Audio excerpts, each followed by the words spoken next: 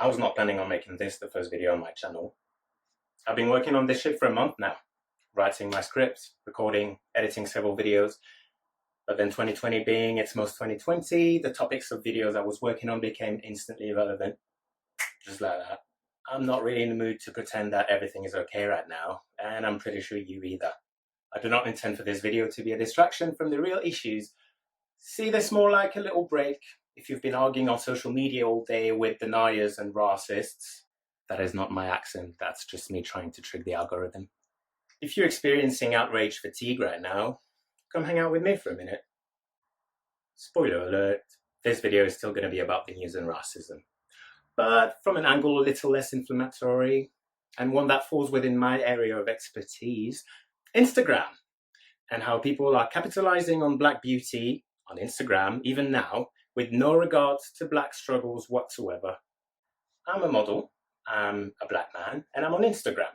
So I am quite familiar with a certain type of account on the platform, the beauty appreciation accounts. You know, they're the accounts that aggregate photos of models. They lure you in with pics of attractive models, and when you click on the picture to find out who that is, well, it doesn't tell you who that is. They usually only tag a bunch of other accounts that do exactly the same thing. Okay, so let me show you what I'm talking about with a little illustration. So here we're on the page that's called Cute Boys Hub. And if you scroll down, just mixed and Black people. And then if you get on one of the photos and you want to find out who that person is, well, you don't know who that person is. And the person probably doesn't have a clue that his photo is being used on that kind of page, because if you're on that page, you either have paid to be featured or the photo has been stolen. Like, they straight up stole your photo with no credit. It doesn't say who that is and who is the photographer. You have no clue, because it just serves for you to click, and you click on this and you are transported to, wait, they're the same photos, just the same photos, just a different order. Exactly the same people, still no tag, nothing. So here you go. Click on this. You want to find out who they are. And here you are transported to two different ones. So if you click here, guess who's here? Exactly the same people, exactly the same photos. And then you go back and you try the other one, Light Skin Hub. Like, could we be done with the whole light skin fetishization? I never really understood the term light skin. That's colorism in its worst form. Anyway, they're all the same page with the same photo and all stolen pictures. So you end up in a loop, circling from account to account until you realize that you've landed on the same initial account and you've just wasted your time. Meanwhile, the people running this account have not wasted their time. The whole time you were clicking, you were generating traffic on their page and increasing the engagement of the pages. Engagement that they will then use to sell promotion to advertisers or individuals looking for exposure at a higher price. It's about money. Those accounts only exist to make money off of your thirst. It's a marketing trick that's been proven and tested for years now. However, right now, there is something that is particularly affecting the Black community, and you would think that it is reflected in the feed of those Black appreciation accounts, right?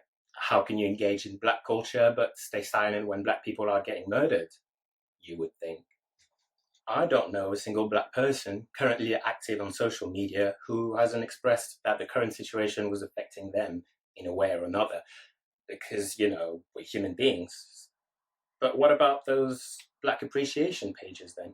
Here, for instance, you have a page named He's a Treat with 143,000 followers, so that's pretty consequential. And if you look, so it's entirely Black men. It's supposed to be a Black beauty celebration page, but no mention of riot, no mention of Black Lives Matter. This was 4 days ago, and this was 4 hours ago. So as you can see, there's absolutely nothing that shows solidarity or even concern. Here we have a page called Black Men Universe with in their bio it says DM for cheap promo. So You get an ID straight away. It's all about promo. That's the only reason for this space to exist, even though it profits off black men.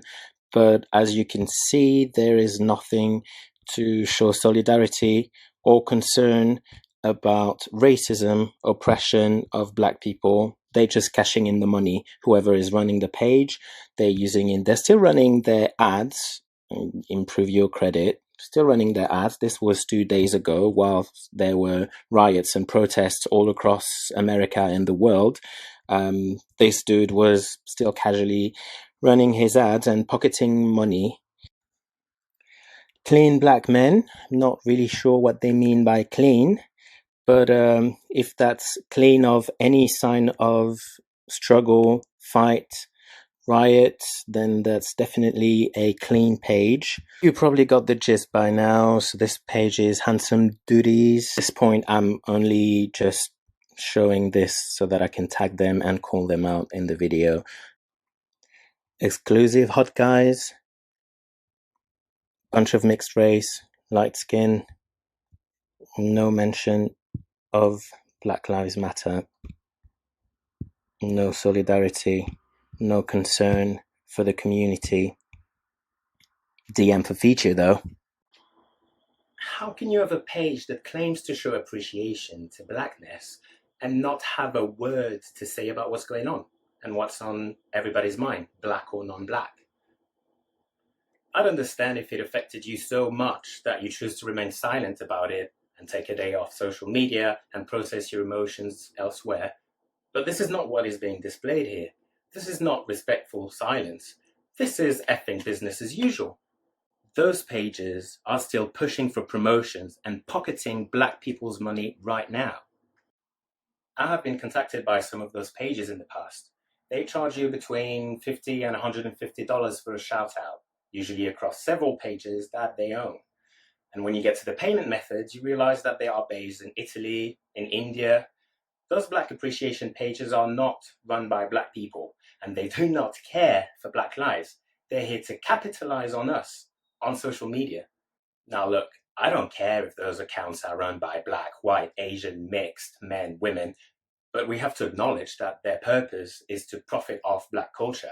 And there is a historical context of black culture and black people being systematically exploited, robbed of their meanings, symbols, and art, only to be repurposed to be more palatable and profitable to the non-black majority. That is why in this instance, it is relevant to know whether we are dealing with black people running those accounts that are just a little bit insensitive right now, or if we're dealing with non-black people actively engaging in cultural appropriation and exploitation. With the coronavirus first, then the civil unrest in America, and the outrage about racism growing every day, online as well as offline, a business that does not appear to be disrupted by the current situation is a business that benefits from the blatant injustice that is unfolding right before our eyes. This is not an attack on individuals for not exhibiting the appropriate amount of concern. We all have our ways of processing and expressing our emotions, and I am not the outraged police. I do, however, think that if you are going to make money off a culture, a race, a group of people, you have the moral duty to show solidarity and address the structures that oppresses them and work to raise their voices and spaces, even if that means interrupting your hustle for a minute. And that was my unsolicited opinion. Thank you for giving me a bit of your time. I hope to be back soon with some more. I swear this channel is not only going to be about racial issues, but it's a little bit heavy on my mind at the moment, so it's quite likely that I'm going to be talking about it again soon.